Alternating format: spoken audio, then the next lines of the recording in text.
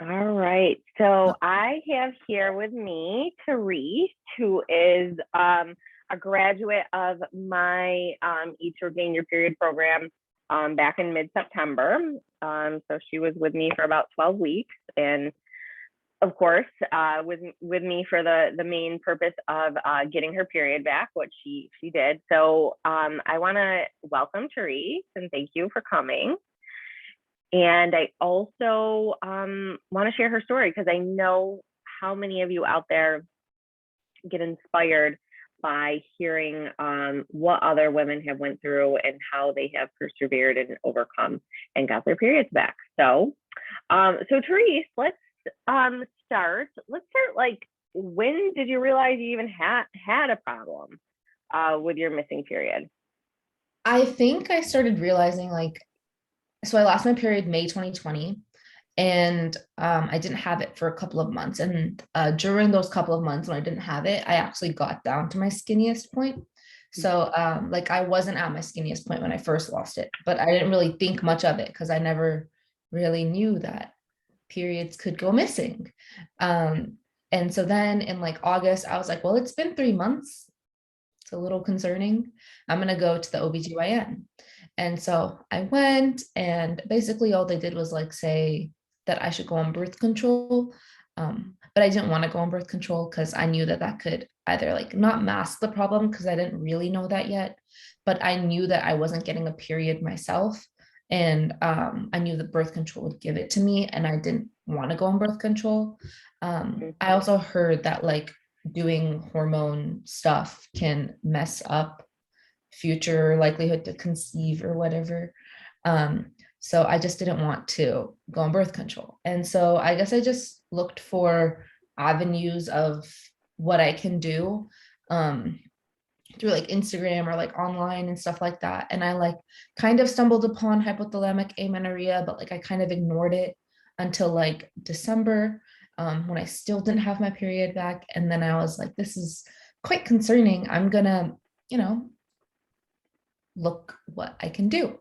And so then in like January, I like still didn't have any help, but I just kind of followed roughly like what everyone was saying to do online, where I just, instead of like religiously tracking like a lower amount of calories, I was religiously tracking what everyone recommends, like the 2,500. But it was still pretty intense tracking. And when school reopened, because I was like COVID, right? When school reopened in August of 2020, I decided to go back to the gym because I was excited to go back to the gym. And then in like January, I was like, maybe I should take a break from the gym because everyone says you should probably take a break from the gym or like do low intensity exercise. So I took a break from the gym. But then I was like, instead of going to the gym, I would like look at my Apple Watch and see how many like calories I would burn during the gym. And then I would try and burn, not try, I would burn the same amount of calories by just slowly walking, but it was like pretty fast walking. And then as a result of that, I would walk for like almost like 2.5, 3 hours every day to try and burn the same amount of calories, um, which was a little bit, was a lot. And so then I just continued doing that. And then in March, when like final season started coming up, I was like, maybe I should stop. And I'm busy all the time, and I still don't have a period yet. I'm about to come up on 1 year no period, which I really did not want to be. And so I just stopped, and I think I stopped tracking sort of, but I still was like looking to restrict almost. And then in like June, I was like, well, it's been a year. It's making me sad. So that's when I like reached out to a bunch of other people, like a bunch of people, like nutritionists. And then I just eventually settled on Cynthia. Yeah, and thank you, Terese, for sharing that. It was an up and down journey for sure, and Mhm. I'm sure 1 year felt like an eternity. And I thank you so much for being vulnerable and sharing that. Like, I did cut out the gym, but I made up for it elsewhere.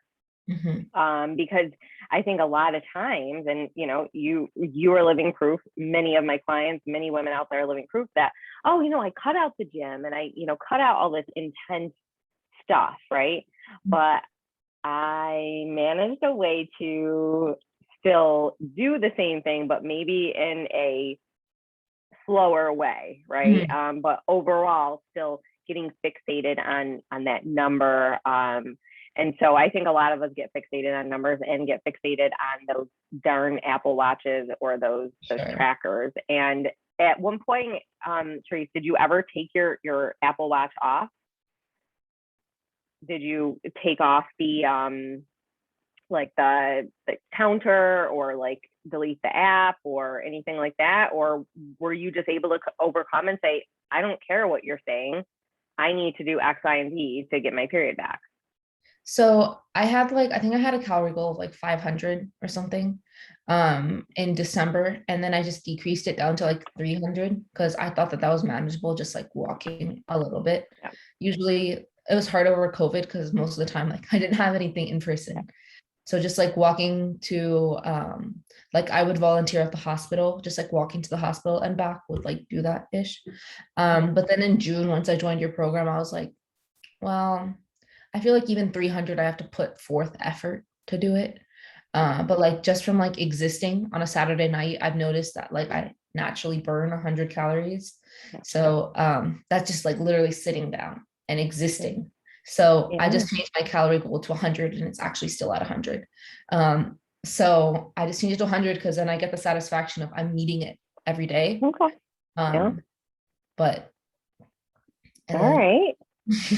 I like how you made that work, you know, because for some of us to like completely take off the watch or delete the app may drive us crazy. But I'm also hearing that you figured out like I still burn calories from just sitting all day or just doing. And I think a lot of us, you know, don't realize that even if you don't do any intentional movement, that you are still burning calories. And you're still burning calories because you're a human being. And human beings need calories, aka fuel, aka food, in order to exist, to breathe, to sleep, to, you know, go to the bathroom, whatever it may be. So so yeah, I like how you kind of twisted that around to make it work for you. And also now that, you know, you still have it there, because I think now you know that, you know what, it doesn't matter what my watch says. Obviously, whatever it was saying before wasn't accurate because I didn't have a period, right? So how have things changed a little bit different, like with your tracking and your eating? Because I know, Terese, you got your period back. Was it, let's see, you joined the program in like, was it July? Like July, mid-July, I think. I think I joined the program June 28th. Okay, so the end of June.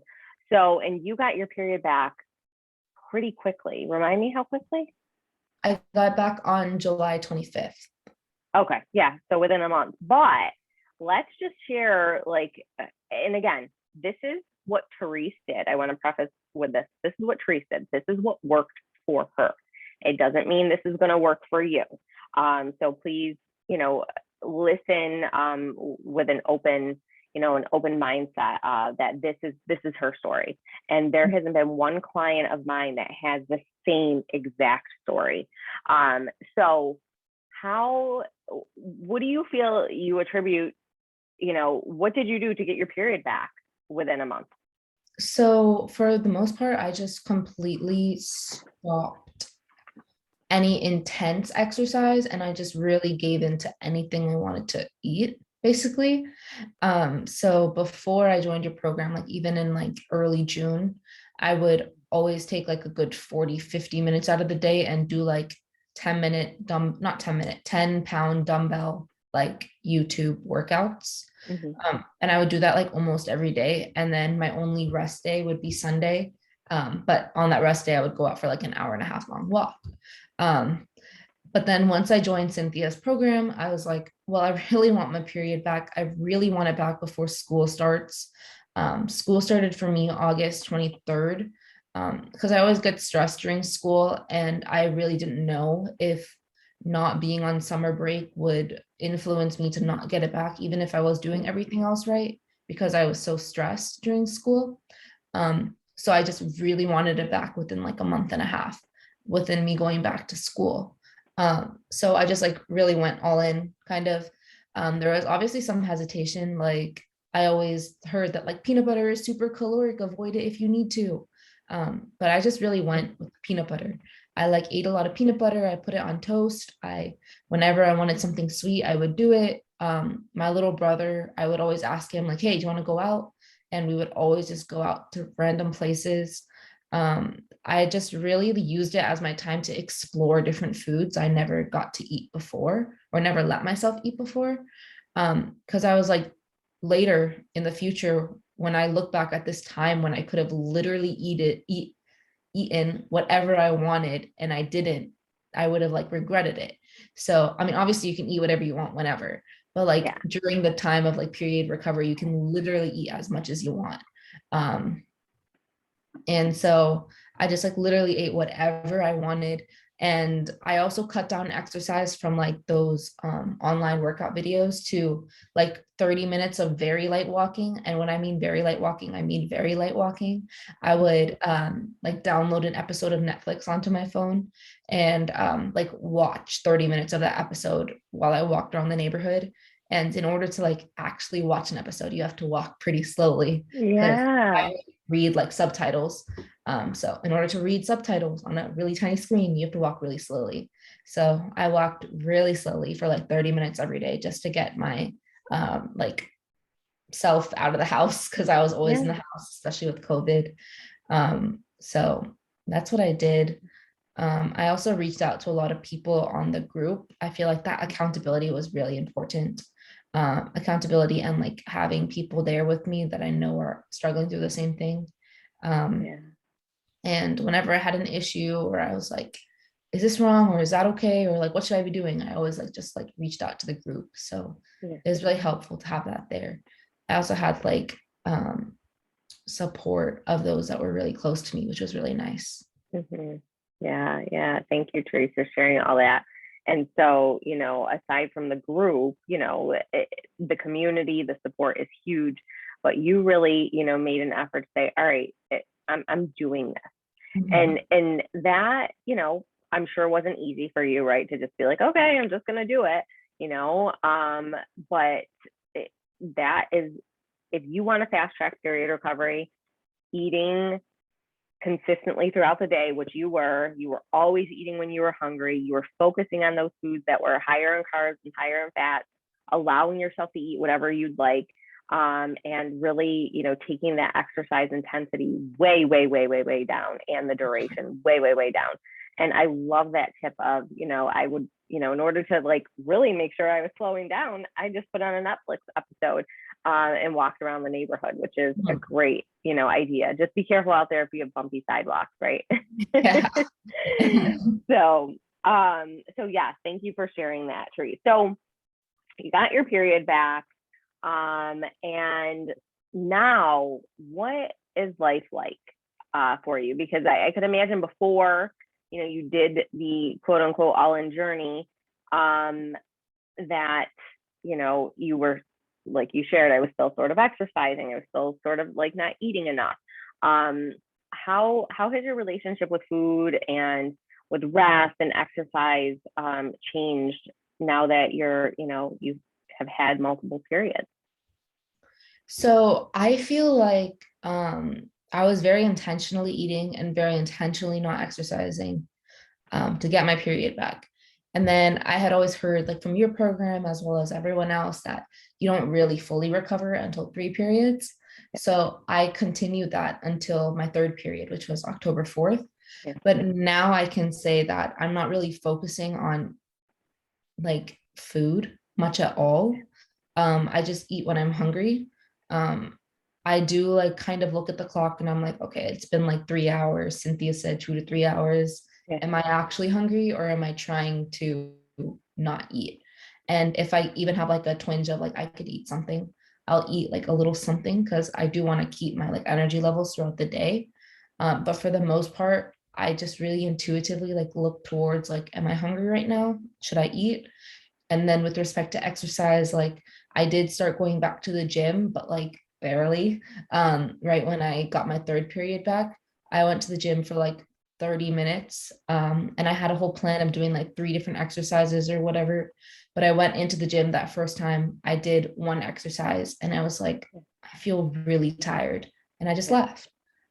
Where I wouldn't have done that before. I just left. I was like, that was really exhausting. That was my first day back. I don't want to lose my period again. There's no point in doing that. So I just like also intuitively exercise, I guess. I only go on days where I don't have anything else. And on like Sundays, I like to go to church. And because I live on campus, I would have to like walk to church or whatever. So that would be on Sundays. And so lately, I would try and go to the gym on Sundays. But I would like move around my schedule where I would actually go to church on Saturday instead of Sunday for the purposes of just going to the gym on Sunday so that I wouldn't like tire myself out.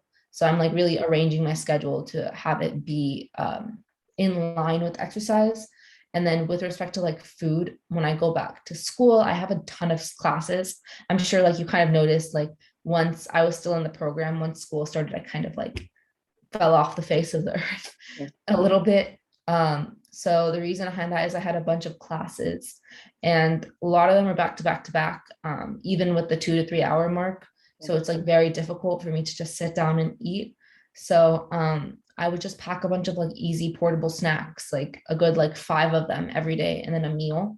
And then in between classes, I would just like eat a granola bar, or eat something really like easy to eat on like while I'm walking. So I would make sure to like, like I don't force myself to like eat only vegetables when I'm hungry anymore. I eat vegetables when I want to. Like if I really want like some cottage cheese, I hate cottage cheese alone. But with like vegetables as cottage cheese as a dip, I really like that. Yeah. So if I want cottage cheese, I'll usually like have some baby carrots or something, but it's no longer like I would literally have 3 times, 4 times a serving of regular baby carrots for the purposes of like filling myself up. I used it as like popcorn. It was not popcorn though. Yeah. And then how well did those fill you up? They may have filled you up for like 5 minutes and then probably before you're like, why am I hungry again? Right. Yeah. And now it sounds like you are pretty in tune with like, I know if I only eat X, it's not going to fill me up, but if I combine these foods, not only am I going to be satisfied because I enjoy them, but I'm going to stay full and I'm going to get the energy that I need. So that's awesome. And it sounds like exercise, no longer are you fitting into its life, but it's fitting into your life. For sure. Which, how amazing does it feel to maybe if you plan to go to the gym one day or you went there and you were too tired to do whatever you planned on doing, to be able to just walk away or maybe sleep in and be like, oh, I'm not going to go. I'm not going to stay here without guilt. Yeah. It's amazing. It's an amazing freeing feeling that I know, Terese, now that you feel it, wish this for every woman that is going through this. And so aside from all the perks of food freedom and exercise freedom, have you noticed anything else in your life in regards to concentration with school? Because if I do remember correctly, Terese, you're a pre-med major, yes? Yep. Yeah. So I'm a biochemistry major, but like for the purposes of going into medical school. So I like the pre-med track. So it has definitely helped my concentration. Like I do remember like last year, it's really weird actually. Like last year I would only ever do school, like when I was still suffering with HA. I would only ever do school and I would never let myself take a break. So I would get burnt out really easily, but I wouldn't let myself get burnt out. I would just keep going. So like everything in my life was really strict. It was a strict food, it was strict exercise, it was strict studying. And that's literally all I would ever do with my life. And I would barely ever let myself go out. Not even barely, I wouldn't let myself go out to eat with my friends. If they like ever called me and they're like, hey, do you want to go out for dinner? I'd be like, I actually have plans. But I didn't. It was at home to like, do homework. But the only time I'd ever let myself go out is if I like if they let me know in advance and I could like kind of fit it into what I was going to eat that day. And I would always ask to go out for lunch because then I could sleep in until that lunch happened and then eat for the first time there and then base everything else I'm eating off of for the rest of the day on what I ate during lunch, kind of, if that makes sense. Yeah, yeah. Um, and anyways, with respect to concentration, I digress. Um, Yeah, no, this is good. with concentration, I feel like I've really been able to be more in tune with like when I need a break because I don't think I ever had an issue with concentration per se. I think I just had an issue with like work life school balance. Um, so now whenever I need a break, I will just call my friends or like I don't know, like sometimes I need to fill up my water bottle and I don't have water here. I'll like walk across the street to fill up water bottle and like that will really like help me. Um, or like I'll just like put on Netflix for like a good 15 minutes. I'll watch TikToks for like a good 15 minutes. Yeah. I'll just do something to rest or maybe take a shower or something or like maybe have a snack. Um, so that's usually what I do. I think it helps me concentrate more because it helps me study for longer. Yeah, Um, so I think that helps yeah. a lot. It makes my And days happier. yeah, yeah. So it sounds like you learned how to do a little self-care along the way too, Terese, right? Mhm. And because of your body being out of that stressful state that it was in, and your stress hormones, like you said, you're just it's another beast when you're at school because well, school's hard, college is hard, right? But you being able to find that, a sense of like, I don't want to say relaxation, but you're out of that fight or flight mode that many of us are in when we are missing our periods. And every woman goes through this where we're just like, almost like you said, like robotic, right? Where it's like, Sure. I do what I need to do. Like I'm very strict with this, can't go out, after this, only if it fits into this.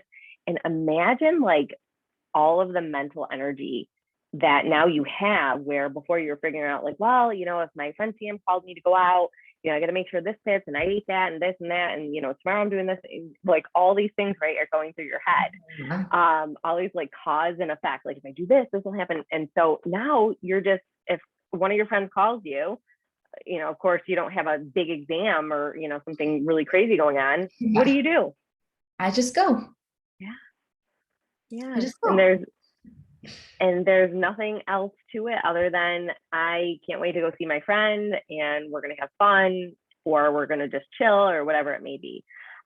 Which is this a period I want every woman to get their period back, but this type of feeling post period recovery where you're able to fit exercise into your life, you're able to go and have fun again, you're able to relax, you're able to take care of yourself, you're able to do things that are important to you, like go to college. This is not only going to make you an amazing future doctor, but you're going to be able to enjoy your life, which I know you've already seen so much more, Mhm. than you ever, thought was possible. So concentration, of course, will improve because you're getting adequate fuel to your brain. Anything else that you notice that's a positive thing? Hair, skin, nails, sleep, any of that, do you feel like has improved for you or you didn't really see too much of a difference? I don't think I saw too much a difference like physically with that. Mm-hmm. I do think that this whole journey though has like given me a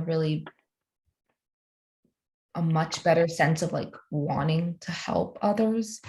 Because it really did make me realize that like so many people are probably going through this. Like it was like not a hot topic of conversation, but like whenever I was like in my peak struggling days, I would like talk to people about how this happened to me, and they'd be like, "Wait, I like lost a period for like 2 months one time. Could it have been because I wasn't eating?" Yeah. And I was like, "Well, well, yeah."